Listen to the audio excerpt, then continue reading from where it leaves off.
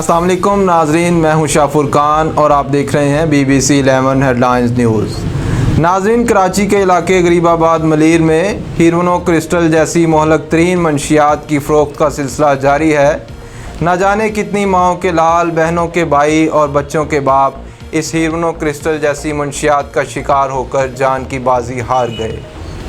ہمارے نمائندے جاوید ابراہیم منگی کے مطابق منشیات کی دنیا غریب آباد ملیر میں ایک نیا نام جو ابھرتا ہوا سامنے آیا ہے، ملکہ منشیات رضیہ کی بیٹی فاطمہ عرف فاتی، جس کے رشتہ دار یار محمد عرف یارو کی ہیروئن اور دیگر مہلک منشیات کا سرعام غریب آباد ملیر میں فروخت ہونا پولیس اور انسداد کے دیگر اداروں کی کارکردگی پر ایک سوالیہ نشان کی مانند ہے۔